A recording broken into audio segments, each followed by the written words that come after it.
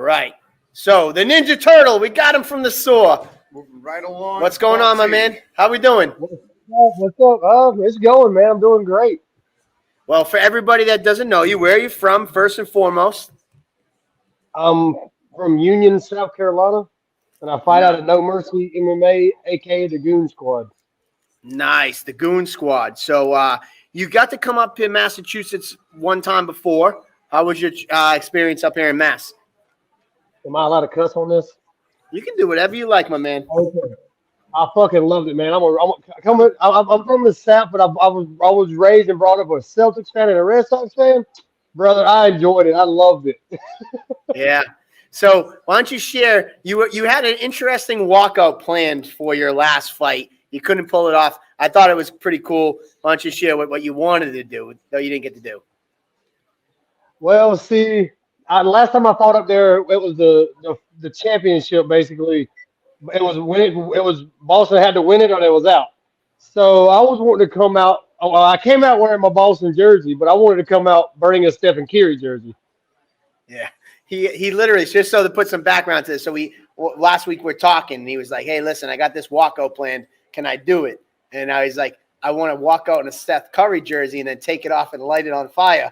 And I was like, I love your enthusiasm and like your and you know, and anybody who's watching the Cage Titans, you know that we love a good walkout. We had Hassan Graham come out with a rapper, like we're all for it, but I'm like, I just don't know if we could pull off lighting something on fire on stage. But I appreciate the enthusiasm. So you're gonna have to come up with something else. But I'm sure you can because took care of. I'm already on. I've been on that since we decided no. Yeah. Well, so moving forward with your opponent, Jack Congdon. So for those who don't know, the official announcement: Paul Teague taking on Jack Congdon in his debut. What can your opponent expect from you coming into this fight? Nothing. You can expect nothing? Yeah, because I don't need him to expect nothing. I need him to get caught with it. I need him to not be aware of what's going on. Gotcha. So if you had a message for him, what would it be then? Because you did ask, you're like, listen, I want to get on the podcast. I want to make sure I can talk to him, and I want to send something. So obviously, you got some stuff that you want to kind of throw out there. Oh, I was over here. Oh, hey, how you doing, buddy? Hey, good timing, Joe. What's up, Paul? What's up, man? What's up, Jack? So I respect this man. He was y'all's 170 amateur champion. This is his pro debut. And if y'all see my record, y'all can see I'm on a downslope. But hey, what's on the other side of a downslope?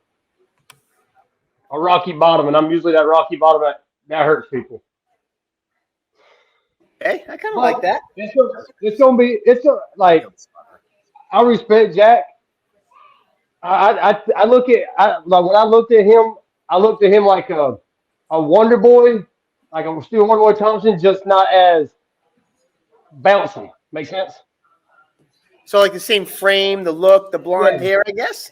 Tall and lanky, and you know he's got that same body that was Wonder Boy. A little younger. He got younger Wonder Boy body. There we go. So the boy Wonder Boy. The boy Wonder. The boy Wonder's not bad. Jack, when you signed up, you know, you're undefeated. Gentleman Jack, is that the nickname? No nickname. No nickname. Nah. So no. There's a funny story behind that, Andy. You know it. Oh yeah, we're talking. Connor Matthews. So you know, in the gym, everybody was trying to come up with a name, whatever, and that's one of the ones that got pitched out. I wasn't really about it. It's kind of funny. It doesn't really get me amped to fight. But Connor was doing commentary in the booth last fight, and from what I know, he kind of whispered in your ear, Andy, like, "Hey, slide this in. Let's see if it sticks." So not really for me. It bounced off. It didn't stick. Yeah, what about? I knew you didn't want the nickname, but then I was like, he kind of needs one at this point. And then he's like, we call him Gentleman Jack at the gym, and I was like, sounds pretty damn good. We should do it. So it was kind of a joint decision. So I threw it there, but it won't be back. It won't be back. Well, before we get too deep into it, we did get to see Paul's video. We got a quick video for you, Jack, now that you're on. And I'll play that, and then we'll come right back to both of you guys and have a little bit more square off time with questions and answers. So,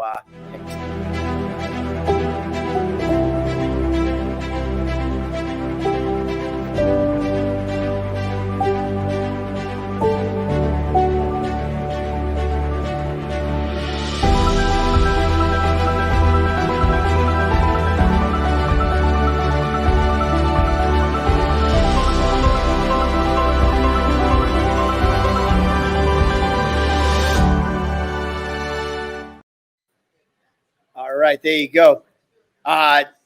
Jack, you haven't had a ton of cage time because you just seem to, get in there and get out. Like, what's the mentality for you when you enter that cage? So I come from a traditional martial arts background. So I've been competing for a long time, and I kind of just go into it calm, looking at it like it's a puzzle to solve. I look for set patterns in my opponent's movements, looking at the angles that he strikes from, if there's any tendencies or anything, and just kind of conglomerate everything into sort of an array that I can solve. I don't look for any one particular route of victory. I'm not necessarily a grappler. I'm not necessarily a striker. I just go in there, flow, and whatever comes. My vision's really good in there. I see openings and I act on them, wherever it is. Respect that answer. What do you think of that, Paul? I respect that answer 110% because some people goes in there and it's like a chess game. You got to think 6, 7 moves ahead. And if you think 1 or 2 moves ahead, that third move you don't expect, head kick tonight. Yep. We seen it happen by Usman. Usman was dominating Leon Edwards. Hey, head kick. Hey, it happens. Like he said, he sees openings. I want to tell you, a lot of people have seen a lot of openings in my fight game. But hey, shit happens. Openings get closed. Just like open doors get closed. It could happen. It could not happen. And that one time on the other side of the door, you think you got it closed. You still get caught regardless. It doesn't matter what you throw, how you throw it. Any point in the day, you can get caught. Like he said, he comes from a martial arts background, a traditional martial arts background, as well as I. I come from an Ishinru karate background. So I understand where he comes when he says traditional martial arts. Yeah. Respect for the opponent, respect for the game. We're in there taking a risk, doing something wild, and basically playing kinetic chess. Has that been coined? Maybe I heard that from somewhere. But, I like that. Yeah, that's what it is. High consequences. So, yeah, Andy, I don't got anything for kinetic chess. I'll let you take that one. It's beautifully articulated and a great metaphor for the sport we all care about so much. Excuse me. Now, Jack, you kind of been reluctant to. You're kind of like a DSAB in a way, where you avoid the camera, avoid the interviews. Is this something that you're anticipating as you go into the professional career, already holding the professional title, that this is something you need to do more of? And Paul, this is your first time on Table Titans as well. Like, you're using this platform to get the interviews. I've lost what I was going to ask anyways. But anyways, Jack. I know what you're saying. Look, historically, I could have done a better job and getting out there. Because you guys have brought it up to me before, and it's always been kind of like, I can't give up a night of training for it. But, it's you guys are giving us a platform to talk on. And I should take advantage of it. There's no reason not to go out here and try to do better than I did before in the past. Not really something I'm used to, but like I said, I'm gonna get better at it. You're good at it. So Paul, on the opposite side, you're very vocal. You have no problem. You have a great social media presence. One of the things when we signed the contract, you're like, yo, when can we get in and start promoting this? How's your approach to the fight game? You've been fighting since 2014. You've kind of seen it all. You've done bare knuckle boxing, you MMA. You come from a traditional background. Like, What's it like for you? To be honest, I'm a people person, and I like that. Especially if you know you're gonna be on an undercard. But if you sell tickets and you hype that fight, you could be the first fight on the main card because you selling the fight. Like just say if I have just say out of publicity, I was to walk into say Jack's gym just to walk up and smack him just for publicity. We selling the fight. It's gonna go TikTok worldwide, bro. We just went from the main event on the prelims to the future bout of the night. Shit, you know what I mean? But I mean, I wouldn't walk into a gym and slap him. But it was just that's just like a Verbal slap. yeah. Like a no, not a verbal slap. A virtual Good. slap. We'll go with that. Like Right, slap and then put a little asterisk, and that means like physically slapped him. Well, so before I let you go, Paul, here's the stage. Here's your virtual slap opportunity. Let's get a virtual slap opportunity for you and Jack right now. Tell him what's up and sell that fight for us.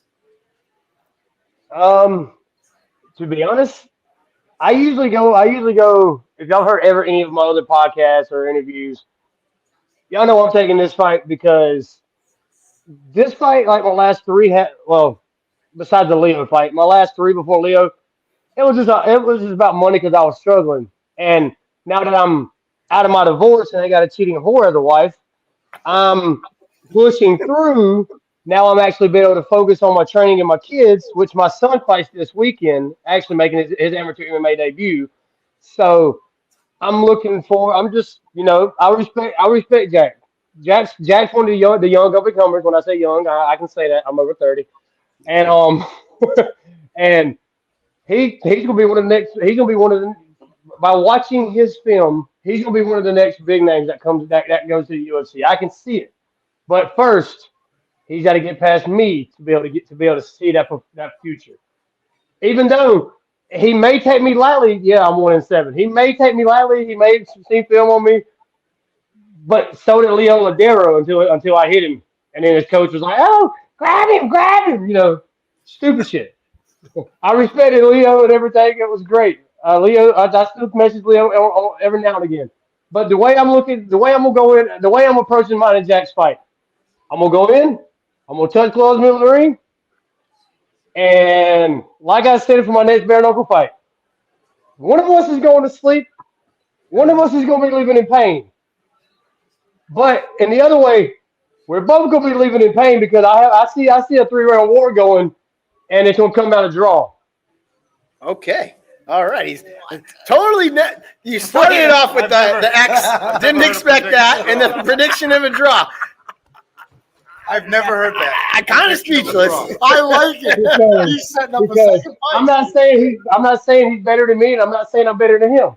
Because when we go out there, yes, just say, Lord Almighty, just say, did Horace Gracie go out there against Kibo after do we think he would have finished that triangle without the ponytail? Probably not.